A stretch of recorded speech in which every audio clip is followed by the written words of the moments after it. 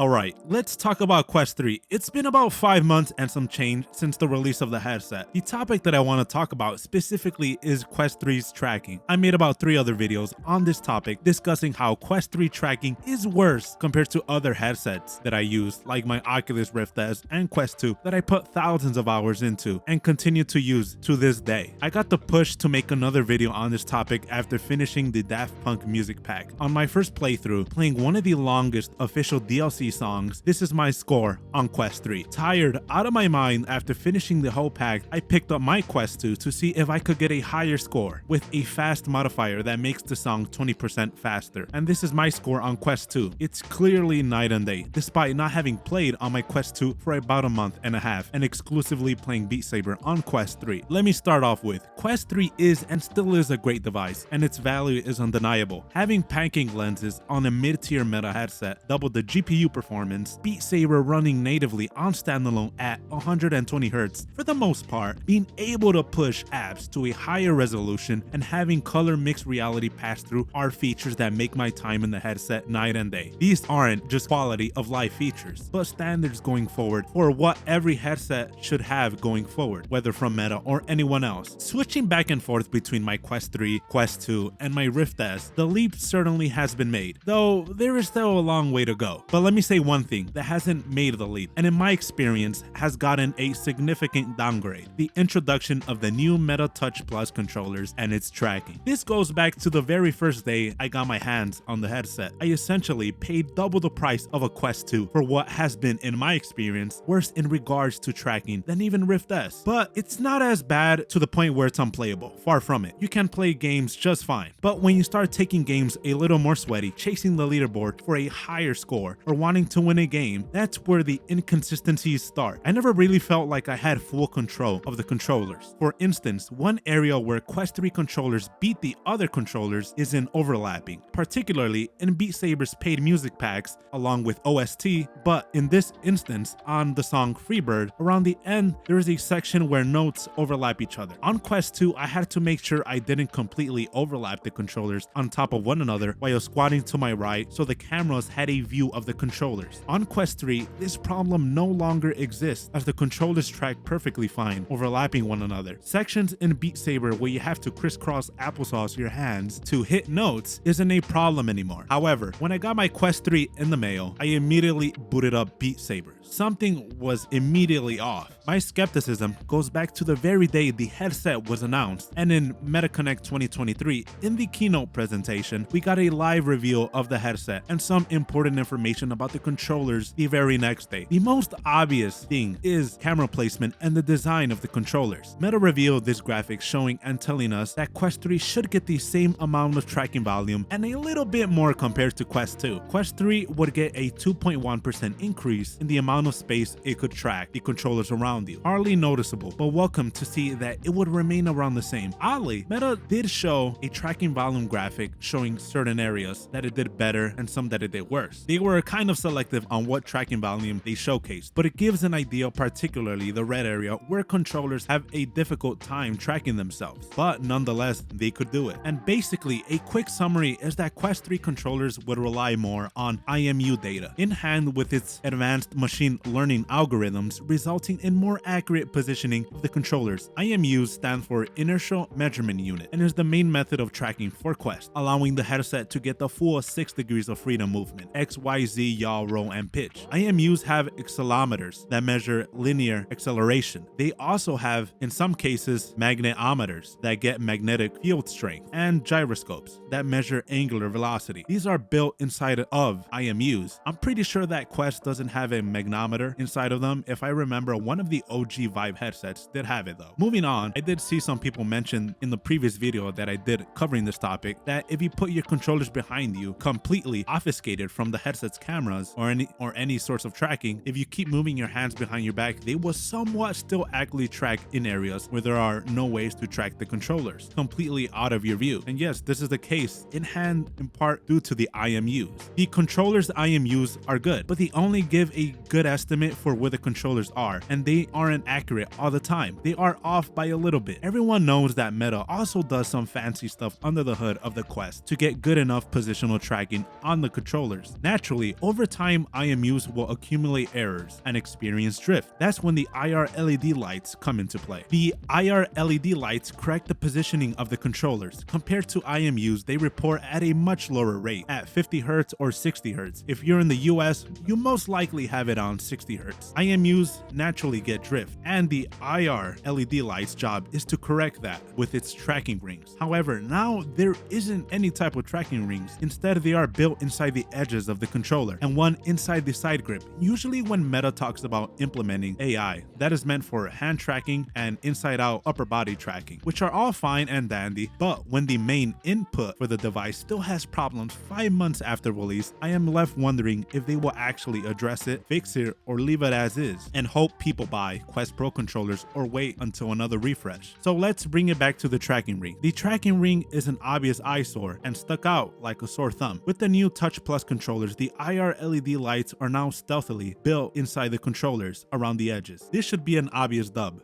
right? Right?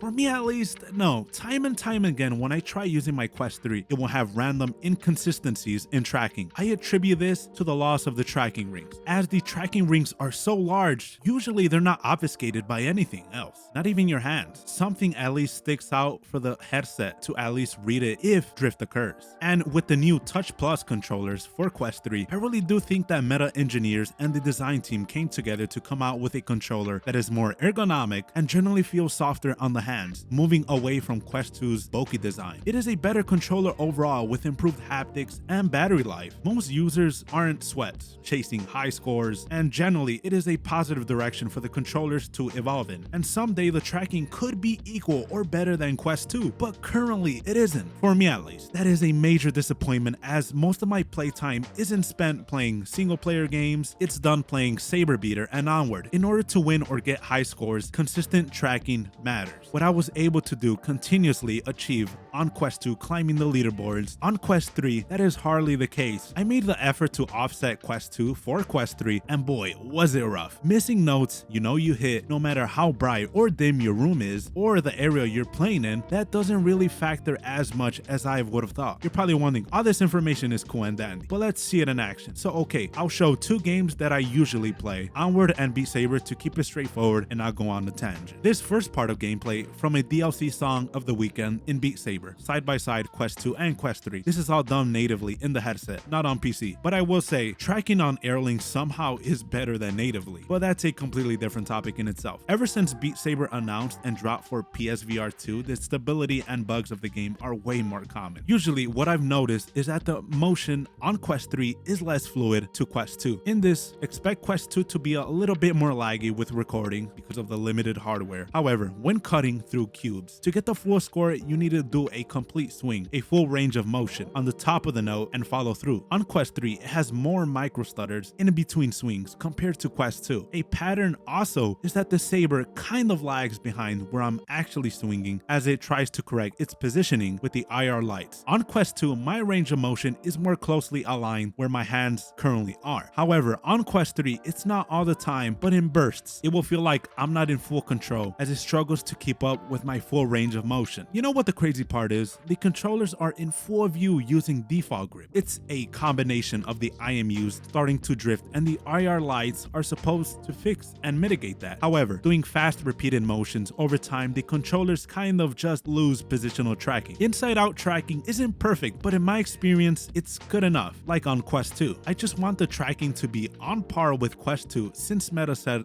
themselves that the tracking volume is on par. These inconsistencies in tracking aren't to the point where it's unusable, but it's really annoying. The second game is Onward. Great game, but at times janky. This side-by-side is on the map Bazaar. In a game like Onward, compared to other shooters, it requires teamwork and is played tactically. Also, there isn't a crouch button and you can prone physically in the real world in your play space. You're incentivized to, along with movement in the game, move in your actual play space. Peeking left and right is big. However, when doing so on Quest 3, there is a slight stutter, jitter, swaying while doing so. On Quest 2's footage, it doesn't stutter as much, but recording just lowers the frame rate as is, comparing both instances, Quest 3 experiences more sway that is caused by the controllers just naturally drifting away. In this case, that usually would be fixed by the IR LED lights, but somewhere along the pipeline of methods used to track the controllers, it misses the mark. If you're aiming directly straight ahead, it randomly sways left, right, up and down while keeping your hands perfectly still. These are all the little things that make me think if I was on Quest 2, I would have a better chance of winning the matches that I played. I specifically remember because it haunts me to this day, 1v5 situation on Turbine. My gun decided to aim to the high heavens,